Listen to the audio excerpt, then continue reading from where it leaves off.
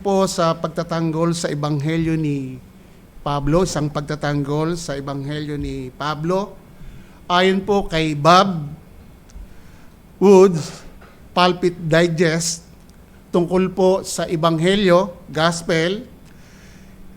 Isinalaysay ni Bob ang kwento ng mag-asawang dinala ang kanilang anak na lalaki na 11 years old, at yung anak na babae na 7 years old, doon po sa isang Carlsbad sa mga kuweba. Gaya ng nakasanayan, kapag ang paglilibot ay umabot sa pinakamalalim na punto na doon sa yungib, pinapatay ng gabay ang lahat ng ilaw upang ipakita kung gaano kadilim at sa katahimikang ito sa ibaba ng lupa. Ang batang babae na biglang nabalot ng lubos na kadiliman ay natakot at nagsimulang umiyak. Agad na narinig ang boses ng batang babae ng kanyang kapatid na lalaki. Ang sabi ng kapatid, "Huwag kang umiyak, huwag kang matakot. May nakakaalam kung paano buksan ang mga ilaw dito." Sa totoong kahulugan, iyon ang mensahe ng Ebanghelyo. Ang liwanag ay magagamit kahit na ang kadiliman ay tila kamangha-mangha. Mga kapatid, ang gusto kong pag-usapan natin, yung bisa ng Ebanghelyo, yung kapangyarihan ng Ebanghelyo, na batid ninyo sa inyong buhay sa mga nakakilala sa Kanya. Alam ninyo yon, personal na pagkakilala sa Panginoon, tayo po ay binago at patuloy na binabago. Maraming tao ang nagtataka o namamangha sa atin kung paano nabago ang ating buhay. Hindi nila maintindihan, pero nakikita sa buhay natin yung pagbabago. Ang Ebanghelyo, ang kapangyarihan ng Diyos, ang nagbabago sa buhay ng isang makasalanan. Kung ikaw ay sa tingin mo tila hindi ka makalaya sa pagkaalipin sa kasalanan, hindi mo mapigil ang paggawa ng kasalanan dahil yun po ang status ng lahat ng tao. Sabi na ni Pablo sa taga-Roma, Roma chapter 3 verse 9, lahat ng tao ay nasa ilalim ng kapangyarihan ng kasalanan. Pero ang mabuting balita, mayroong Ebanghelyo. Si Kristo ay namatay at muling nabuhay. Yung po ang kapangyarihan na kayang baguhin ang ganong pagkaalipin sa kasalanan. So tandaan, kung mayroong mga dumarating sa ating, sorry po, naglulok itong aking So yun po mga kapatid, na tayong mga mananampalat, kung ano man ang ating pinagdadanan sa buhay at iba pa, ano man ang sitwasyon natin ngayon, batid mo ang kalagayan mo sa harapan ng Diyos, batid mo ang pasanin mo sa buhay. Na tila baga parang ikaw ay nahihirapan, tila baga parang gusto mo nang sumuko. Tandaan, kung mayroon mang dumating sa inyo ng ganong sitwasyon, nandyan po ang Panginoong Hesus. Siya po yung tutulong sa atin. At isang dapat nating tandaan, kung mayroon mang dumating sa inyo na nagbabahagi ng Ebanghelyo na iba sa pinapahayag ng Biblia o ng mga apostol na nagpapahayag ng Ebanghelyo, ay huwag po nating pakikinggan. Ang gospel pong ito, yung kamatayan at muling pagkabuhay ni Kristo sa mga mananampalataya, sina-challenge ko po kayo, baka sa tindi ng hirap na pinagdadaanan natin, hindi ko alam at ang Diyos lang nakakaalam. Baka isa tayo na tumalikod sa biyayang ito ng kaligtasan sa pamagitan ng Ebanghelyo. Huwag naman pong sana. Ang Diyos po ang tumawag sa atin sa biyaya ni Kristo. Dito po sa binasa ng ating MC, ang bibigyang pansin lang natin ng verse 6. Masasakop yung verse hanggang 10. Nung nakaraan po, na pangangaral, gaya ng binanggit ko, hapong pangangaral, nakita natin at naunawaan ang pinagkakatiwalaang Ebanghelyo na binigyan natin ng pansin sa ating mensaheng Ebanghelyong pinahayag ng mga apostol ay matibay na dapat nating panghawakan at sampalatayanan sapagkat ito ang bumabago sa isang makasalanan tungo sa kaligtasan. Alam natin napakahalaga sa buhay ng tao ang kaligtasan. So mga kapatid, ang ebanghelyong ito na kusang ibinigay ayon sa talatang 4, tiningnan natin yung 1 to 4, ibinigay ni Jesus ang kanyang sarili para sa ating mga kasalanan upang iligtas tayo sa panahong ito ng kasamaan ayon ito sa kalooban ng Diyos. Ang batayan po ay kalooban ng ating Diyos Ama sa buong senaryo ng ating kaligtasan. This is the gift of God. Siya ang may gawa nito. Wala tayong bahagi dito kasi makasalanan tayo at wala tayong kakayanan. Pero siya po yung gumawa. Isa sa nakakalungkot na sulat na ito ni Pablo sa mga taga-Galacia, nalaman niya, nabalitaan niya, na tinalikuran nila ang ebanghelyo na kanyang pinangaral at ang matindi dito, sila po ay nahihimok o naniwala sila. Para po kay Pablo, ito po ay napakalungkot na talikuran nila ang mabuting balita na si Jesus ay namatay upang lubos na magbayad sa lahat ng ating mga kasalanan. Ito ang tumawag sa kanila, sa mga taga-Galacia. Ganon din sa atin, biyaya kay Kristo. Ang malungkot po dito, bumaling po sila sa maling ebanghelyo. So, itinuturo po ng mga Judaizer ng mga Hintil na ito ay dapat ding sumunod. Saan po? Sa batas ni Moises upang maligtas at lantarang kino-question. Yan po ang mabigat doon. Kaya sa pambungad pa lang, nung tinalakay natin, na pinaglalaban ni Pablo yung pagkatawag sa kanya, yung otoridad niya. Kasi kino-question nila yung otoridad ni Pablo. So yun po, ginawa ni Pablo, pinaliwanag na siya ay ginawang apostol ni Kristo, hindi sa pamamagitan ng tao, kundi sa pamamagitan ni Kristo at ng Diyos Ama. Maliwanag po yun. May right siyang mangaral, kasi tinawag siya ng Diyos. Alam natin, ang senaryo ng kanyang buhay sa Dan Damasco, tinawag siya. Sa ating patuloy na pagtalakay dito sa mga talata ng ating tututukan, maunawaan natin ang malalim na pagpapahalaga ni Pablo tungkol sa Ebanghelyo. Sana ganun din po ang lalim ng ating pagpapahalaga sa Ebanghelyo. Kasi ito po yung tumawag sa atin, ito po yung bumago sa ating buhay, mga kapatid. Ngayon, pag-usapan pa rin natin ang tungkol sa trusted gospel of Christ. Pero ang gusto kong topic natin ngayong umaga, the true gospel versus for false gospel. Ang tunay na ebanghelyo laban sa maling ebanghelyo. Ang gusto kong mensahe sa bawat isa sa inyo sa umagang ito, walang ibang dapat nating panindigan sa buhay pananampalataya ay ang tunay na ebanghelyong tumawag sa atin at bumago ng ating buhay bilang isang makasalanan. Panindigan po natin yan. Kaya kung may pupunta sa atin at iba ang daladalang ebanghelyo, wag nating pansinin. Dalawang bagay ang gusto kong sabihin sa inyo. Ang nag-iisang tunay na ebanghelyo. The only one true gospel. Pangalawa po, ang patunay na walang ibang ebanghelyo. The proof that there is no other gospel.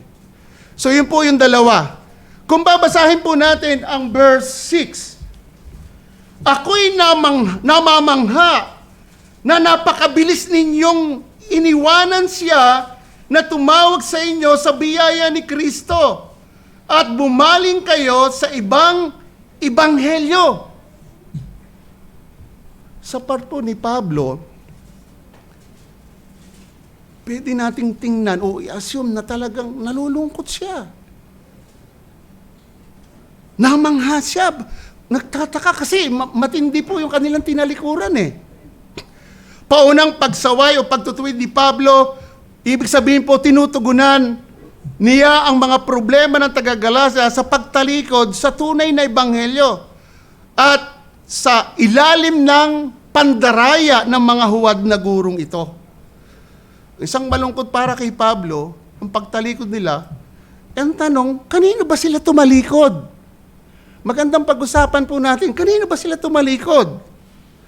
Unang-unang dapat nating makita diyan, pagtalikod sa Diyos na isang tumawag. Turning away from God, the one who called.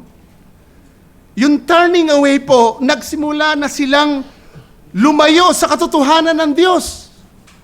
Yan po ang mabigat. Lumayo sa katotohanan ng Diyos ang tumawag sa kanila. Dahil dinadaya sila ng masasamang tao. Bagamat di pa sila lubusang tumatalikod. Kaya, kumbaga, kung titingnan natin, na gustong habulin ni Pablo. Kaya pinagtatanggol niya itong Galatiang ito, taga-Galatia. Yung salitang tinawag, kung titingnan po natin sa Roma chapter 8 verse 20 to 30, sa paggamit ni Paul, dito ay nangangahulugan ng higit pa sa isang pag-imbita. Bakit po higit pa sa pag-imbita? Minsan pag tayo iniimbita sa okasyon, depende pa rin sa depende pa rin sa ating kung tayo tutugon o pupunta, di ba? Pero iniimbitahan. Pero higit pa sa pag-imbita, yung pagtawag ng Diyos. Yung pagtawag ng Diyos, hindi mo pwedeng tanggihan yon. Hindi po pwedeng tanggihan. Kasi Diyos ang tumatawag eh. Kaya nga po, nandito tayo eh. Di ba? Kung ikaw ay tunay na mananampala, tinawag ka ng Diyos. At kung ikaw hindi pa natatawag ng Diyos, makinig ka sa bisa ng salita ng Diyos. Bakit po mga kapatid, ang lahat ng mananampalataya ay kaloob ng Diyos sa kanyang anak at naging kanya? Ano po ba sinabi sa John chapter 6:37 para makita natin yung pagtawag ng Diyos? Ang sabi po sa John chapter 6 verse 37, all that the Father gives me will come to me, and whoever comes to me, I will never cast out. Hindi niya itataboy. Kasi, tinawag ng Diyos, ibinigay kay Kristo, ang lalapit kay Kristo, binigay yun ng Ama, na hindi niya itataboy. Ipinahayag din po doon sa prayer ni Christ sa John 17 verse 6, pinapahayag ko ang iyong pangalan sa mga taong ibinigay mo sa akin mula sa mundo. Sa iyo sila, at binigay mo sila sa akin. At tinupad nila ang iyong salita. Wow! Isa sa makikita natin, indikasyon ng tinawag ng Diyos na ibinigay kay Kristo, ito ay sa Kanya. At ang matindi dito, kung ikaw ay tinawag, susunod ka sa Kanyang salita. Yun ang patunay. Mga kapatid, kapag tinawag ka, never bawiin nyo ng Diyos. Bakit po? Ang sabi po sa Roma 11:29, for the gifts and the calling of God are irrevocable. Hindi mababawi. Isipin po natin yun mga kapatid. Nandito ka. Tinawag ka ng Diyos kung ikaw ay talagang mananampalataya sa Kanya. Hindi ito something na ibinigay na isang regalo. Hindi. Nagkamali pala ako ng bigay. Hindi makakamali ang Diyos pag siya tumawag. Gift yun ng Diyos. Hindi mababawi. Minsan may magsasabi, malibang ang bawiin ng Diyos. Never, hindi nagbabawi ang Diyos. Sabi sa Roman 8:30, tinawag. Ang ibig sabihin nito ay tinawag kay Kristo upang sila'y lumapit at manampalataya sa Kanya. Grabe po mga kapatid. Para sa pag-unawa po kung ano ang ibig sabihin ng tawag ng Diyos, ang dami po sa Biblia.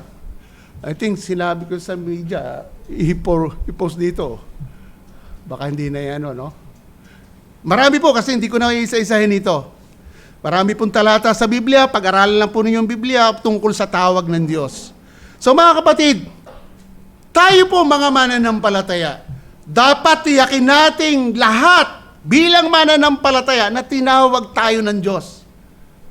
Ang mananampalataya, tinawag sila ng Diyos.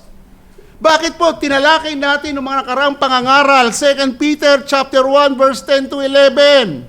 Ang sabi, pagsikapan ninyong tiyakin ang pagkakatawag sa inyo ng Diyos. upang kayo maluwag na papasukin at di kayo matisod magpakailanman. Maaring malaman ng mga mananampalataya, mga kapatid, na pinili sila ng Diyos, tinawag sila, inaring ganap sila, at dapat nilang malaman ang mga bagay na ito. Ang tanong, saan natin malalaman? Sinong may Bible dito? Pag mananampalataya, may Biblia yan. Ang tanong, binabasa po ba natin? Pinag-aaralan po ba natin?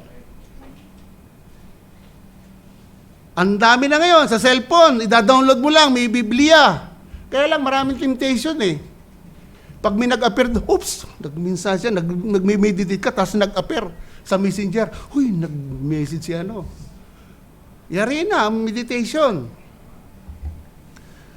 So, alam ng Diyos kung sino sila bago sila maniwala. At tinawag niya sila sa pamagitan ng pangaral ng Ebanghelyo. Para lumapit kay Kristo at sila ay lalapit at maniniwala sa Kanya at makikilala siya bilang Panginoon at tagapagligtas ng kanilang buhay. So, mga kapatid, ano bang sabi doon sa John chapter 6, verse 44 to 45? Walang sino mang makalalapit sa anak kung di ilalapit ng ama. Nag-quote, kinote sa Lumang Tipan, ang lahat ng nakikinig at natuto sa Kanya, verse 45, ay lalapit kay Kristo. Kaya habang nangangaral ng Ebanghelyo tungkol sa kamatayan ni Kristo at muling pagkabuhay, kung ikaw ay kinakausap ng Diyos, tinatawag ka ng Diyos para lumapit ka kay Kristo. Kung ikaw ay nakikinig at natuto ka, nagkaroon ka ng kaunawaan, lalapit ka kay Kristo. Sa kalagayan ng mga taga-Galacia, isang masakit at malungkot para kay Pablo na kay bilis nilang tinalikuran ang tumawag sa kanila, ang Diyos na naglapit kay Kristo. Ito yung biyaya ng Diyos sa atin.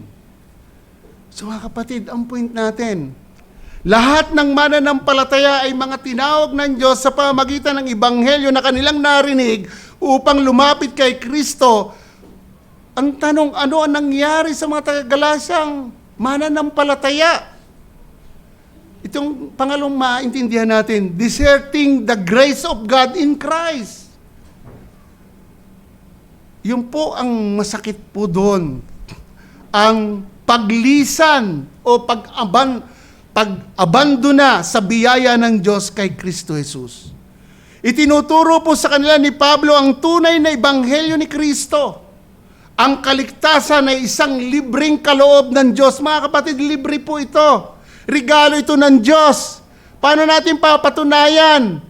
Mula pa sa walang hanggan, isinugo ang kanyang bugtong na anak, kusang ibinigay.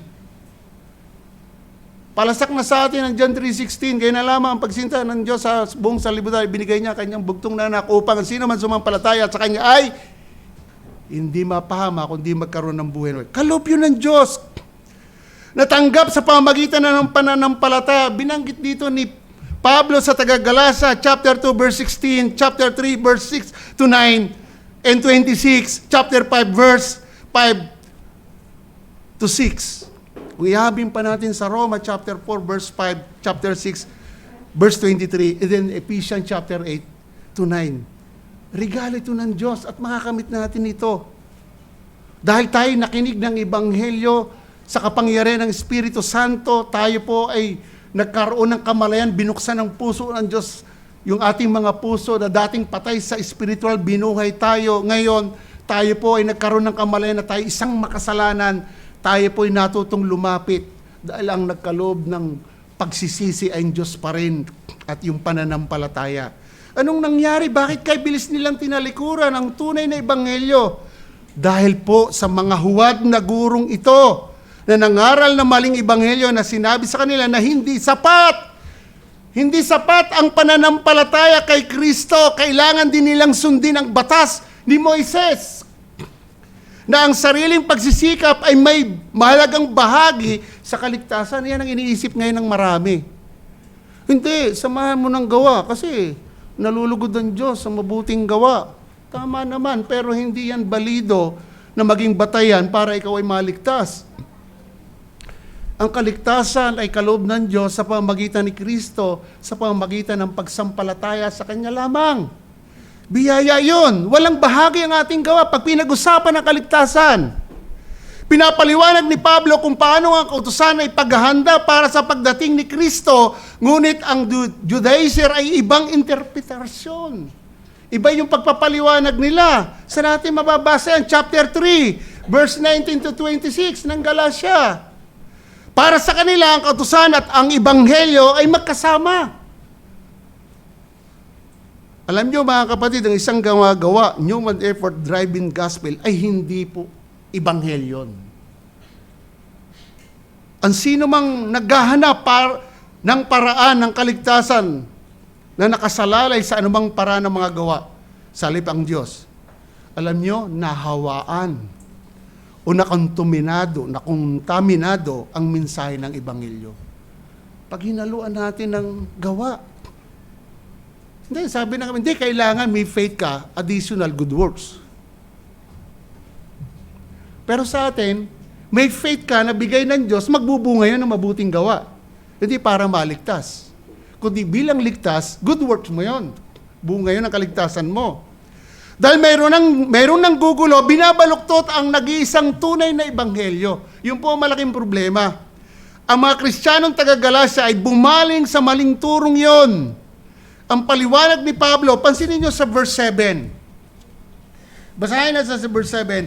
Hindi sa may ibang ebanghelyo, kundi mayroong ilanan ng gugulo sa inyo at nagnanais baluktutin ang ebanghelyo ni Kristo. Yun ang problema. Kaya ang Kristiyano, pag mababaw sa pagkakilala sa Panginoon, nanganganib siya. Baka madaya. Tandaan natin, lagi natin sinasabi dito sa pulpito, may indwelling sin pa tayo. Di pa tayo perfecto. Baka dahil sa sin na yun, madisip tayo ng kaaway. Mablind tayo. Kailangan natin tama, hindi pala.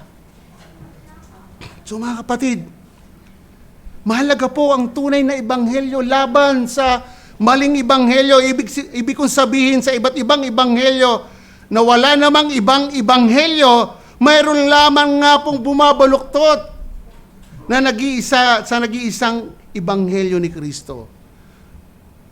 Sa Greek po, yung salitang wish to pervert, mayroong gustong magligaw sa mga taga-Galatian believers. Talagang gusto silang iligaw. Sa atin, kaya ingat din tayo. Ang dami nag-iikot ngayon. Hindi, pastor, alala ko doon sa Sumandig Pastor, nakakatuwa po kasi may dala din pong Biblia. Kaya pinapatuloy po namin sa bahay kasi may Biblia din po Di po ba parehas din po? Ano ka?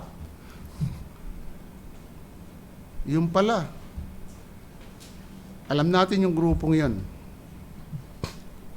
Yung every Saturday nag-iikot.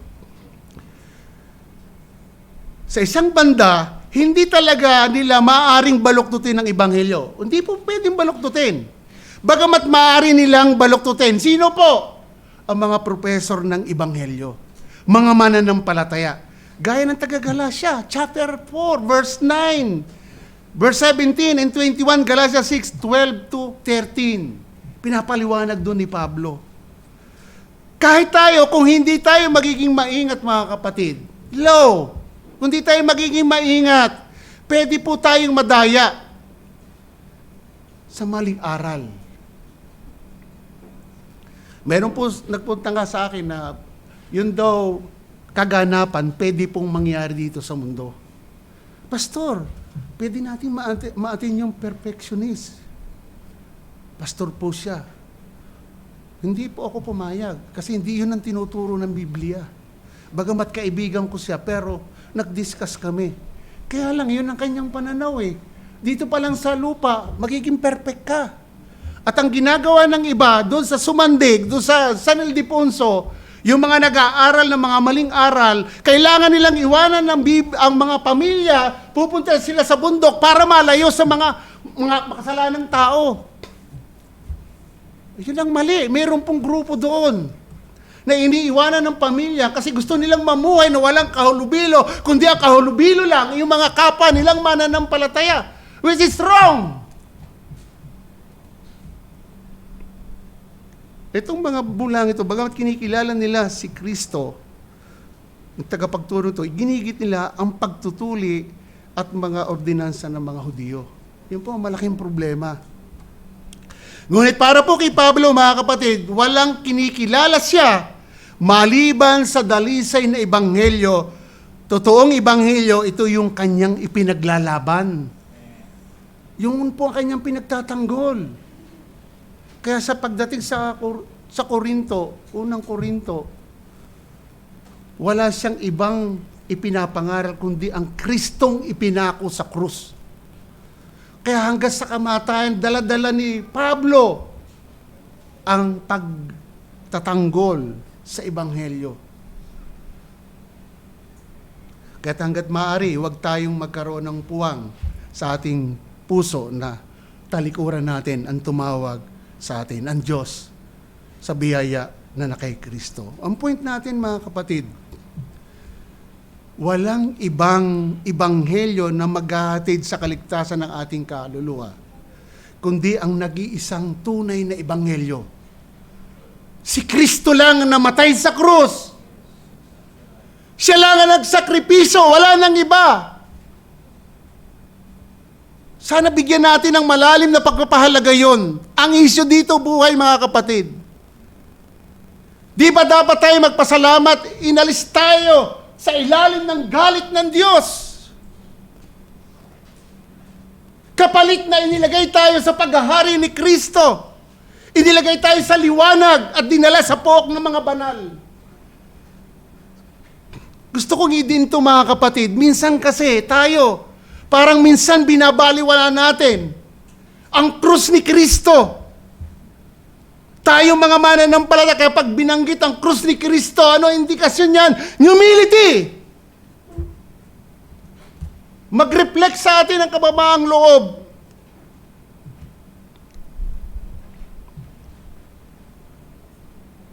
Ito yung napakalaking biyaya sa atin na tayo naligtas sa tiyak na kapahamakan. Kaya nga, kung hindi mo makikilala si Kristo, tiyak ang iyong kapahamakan. Sigurado po yun. Kasi mula kay Eva at Adan, itong pinapaunawa ko sa inyo, mula kay Eva at Adan, nailagay na ang sangkataon sa ilalim ng galit ng Diyos. Kung hindi mo makikilala si Kristo, kung ako may kinakausap dito, mag-usap tayo. Hinahamon kita. Kailangan mong makilala si Kristo. Hindi sa paraan mo. Hingin mo ang kanyang awa. Pakinggan mo ang ebanghelyo kung bakit namatay si Kristo. Yung hinihingi ng batas ng Diyos, hindi natin nagawa pero ginawa ni Kristo. Kapalit na tayo ay matubos sa ating mga kasalanan. Di ba malaking biyaya sa atin? Kaya kung ikaw kinakausap ko ngayon sa umagang ito, tina-challenge kita. Lumapit ka kay Kristo. Kasi kung di mo siya makikilala, diretso! Saan? Sa kaparusahan. Pero napakabiyaya ng Diyos. Ibinigay niya ang kaisa-isang bugtong na anak. Siya ang nagpunta dito sa lupa. Hindi tayo ang umakyat doon sa walang hanggan. Siya ang pumunta dito sa lupa. Para magsakripisyo, ipakilala ang tunay na Diyos na hindi nakikita. At ipaliwanag sa atin kung ano ang kaharian ng Diyos, paghahari ng Diyos. Para sa mga mananampalataya, kaya tinandaan ko yung gusto kong basahin sa inyo bilang babala sa atin. Hebrew chapter 2 verse 1 to 3. Kaya't dapat nating bigyang pansin ang ating narinig. Baka tayo maanod palayo dito sapagkat yamang ang mensaheng ipinahayag ng mga anghel ay napatunayang mapagkakatiwalaan at ang bawat pagsalansang o pagsuway ay tumanggap ng makatarungang kaparusahan. Paano tayo makakatakas kung ating pababayaan ang gayong dakilang kaligtasan? Ito ang pinahayag noong una ng Panginoon at ito'y pinatutuhanan sa atin ng mga nakarinig, especially ang mga apostol. Mga kapatid, tayo po, binibigyan ng babala ng salita ng Diyos. Huwag tayong pabayang Kristiyano sa kaligtasang ibinigay sa atin. Sabi ni Pablo sa taga-Pilipos, work out your own salvation. Na may takot at panginginig. Kung ikaw ang tatanungin ko, anong ginagawa mo ngayon? Nahahatak ka ba ng mundo sa maraming bagay para pabayaan mo ang minsang ginawa ng Diyos na pinagkalooban ka ng kaligtasan? Huwag! Alam nyo, itong una sa 5 matinding babalas sa aklat na ito ng Hebrew. Nandiyan ang mga talata. So kaya, ang challenge ko po mga kapatid, gaano man so gusto kong tanungin kayo, gaano mo o paano mo pinapahalagan sa buhay mo ang nag-iisang ebanghelyo? Kayo po makakasagot niyan. Hindi ko naman kayo laging nakakasama, parang bubuntot-buntot ako sa tingnan mo ang buhay mo. Hindi. Diyos ang nakakakita, alam ng buhay natin. Huwag kalilimutan ang sinabi ni Pablo sa mga taga-Pilipos. Pilipos chapter 1 verse 27, naway maging karapat-dapat sa ebanghelyo ni Kristo ang inyong paraan ng pamumuhay, upang kung ako ay dumating at makita kayo o wala, ay marinig ko na kayo ay nakatayong matatag sa isang espiritu na may isang pag-iisip na nagsisikap, na nagkakaisa para sa pananampalataya ng ebanghelyo. Ganito po na napakahalaga ng ebanghelyo sa buhay natin. Kaya tungkol sa ebanghelyo, ang totoo, the proof that there is no other gospel. Yun ang ikalawa. So mga kapatid,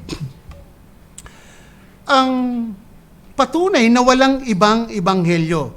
Ang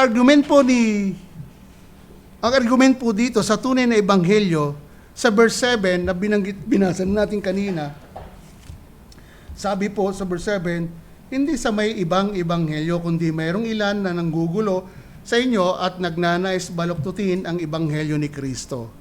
So mga kapatid, sa Modern King James Version, which is not another. Sa ESV naman po, not that there is another one, no other gospel. Ang salitang ebanghelyo po, pag sinabing ebanghelyo, nangangahulugang mabuting balita. Bakit mabuting balita? Kasi pagliligtas ito eh.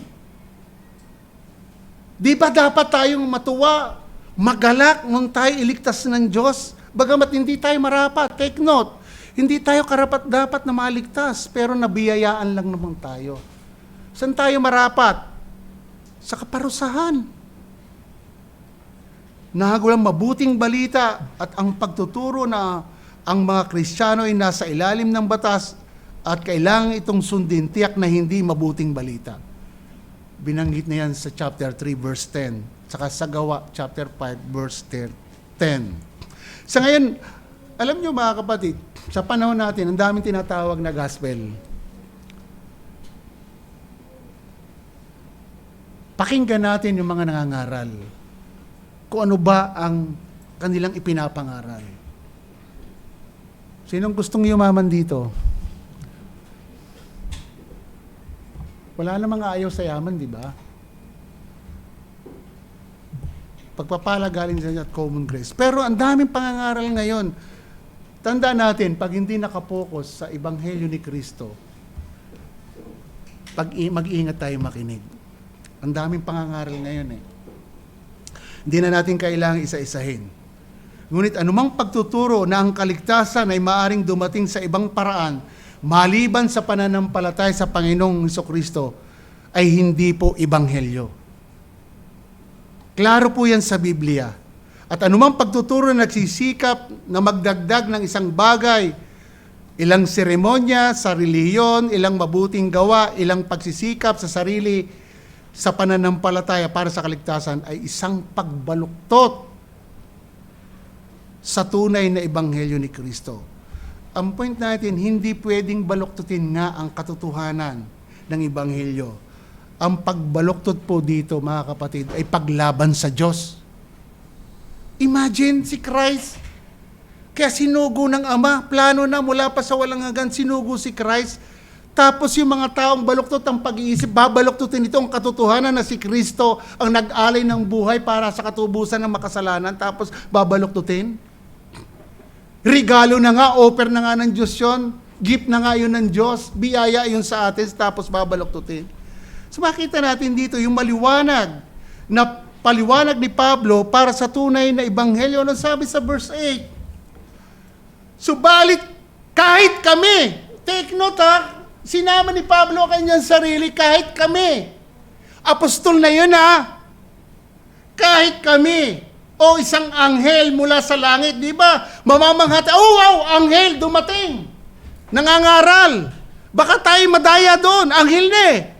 Pero sabi niya, subalit kahit kami, isang anghel mula sa langit, ang mangaral sa inyo ng ebanghelyo na iba sa aming ipinangaral sa inyo ay hayaan siyang ano? Ang sakit, sumpain. Ganon kalalim ang pagpapahalaga ni Pablo sa ebanghelyo. Ikaw, gaano mo pinapahalagaan yon? Inilagay sa ilalim ng sumpa.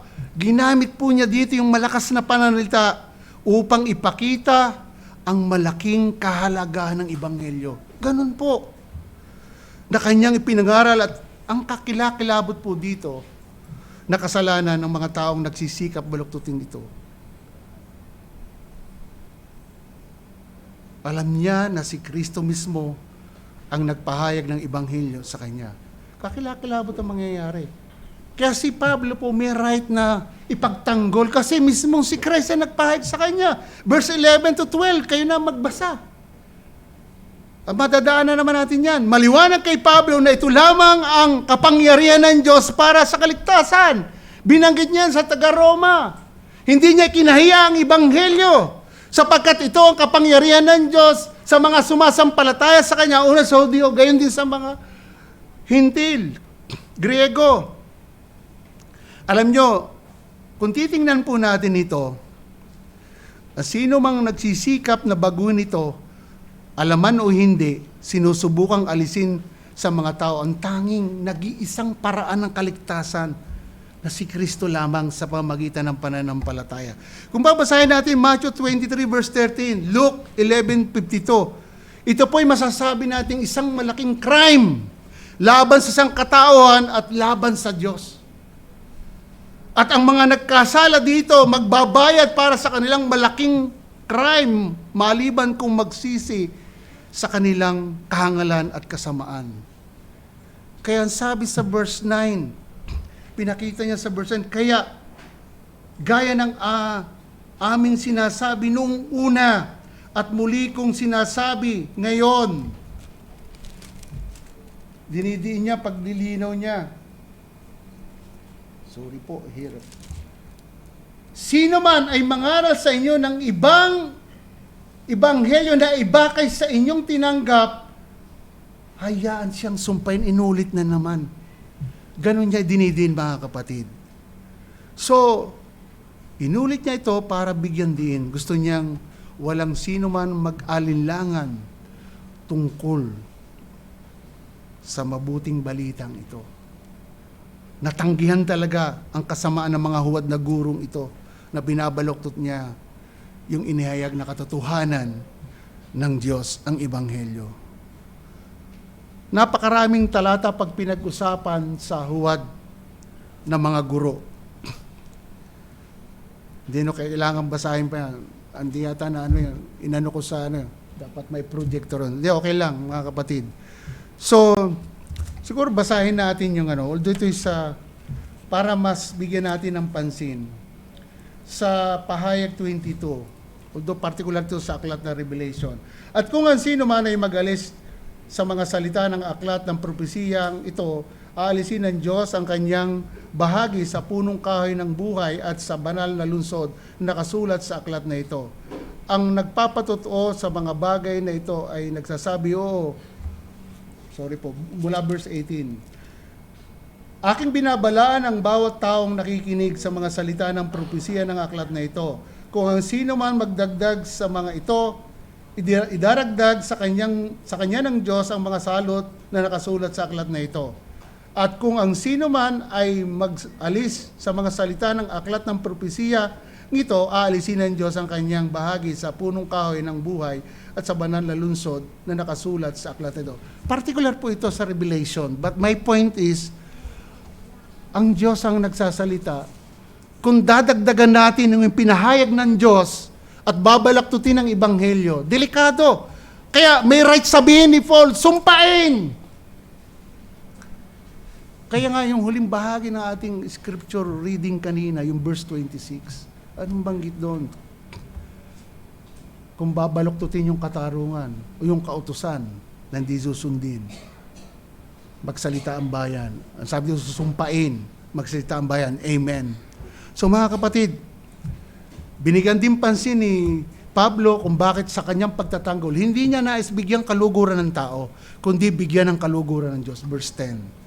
So patuloy na hinahangad ni Pablo ang pagsang-ayon ng Diyos, hindi niya binasi ang kanyang mga desisyon sa opinyon ng ibang tao, kundi doon lang sa mensahe ng Diyos na pinahayag sa kanya ni Kristo. Ang layunin niya ay bigyang kaluguran ang Diyos. So, mga kapatid,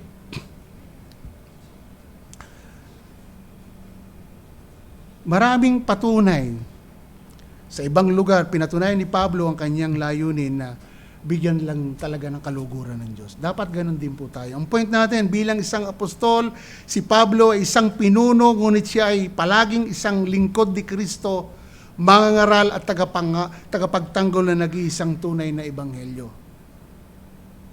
Laban sa maling ebanghelyo upang bigyang kaluguran ng Diyos. Sana maging puso din natin ito. Tinanggap natin ang Ebanghelyo, na intindihan natin ang Ebanghelyo at siyang nagligtas sa atin. Binigyan tayo ng kaunawaan sa ating pagkatao at tayo ay nagkaroon ng pananampalataya sa pamagitan ng pakinig. Pahalagahan din natin para sa kapurihan ng Panginoon. Kaya challenge ko po mga kapatid, huwag nating kalilimutan, ang ating kaligtasan ay ibinigay lamang ng Diyos. Biyaya ito sa atin sa pamamagitan ni Kristo. Huwag nating babaliwalain ito mga kapatid. Huwag tayong bumaling sa ibang ebanghelyo. Kung di man tayo bumabaling sa ibang aral ng ibang ebanghelyo, pahalagahan natin yon. Mamuhay tayo ayon sa ebanghelyo ni Kristo. Ipakita natin sa buhay.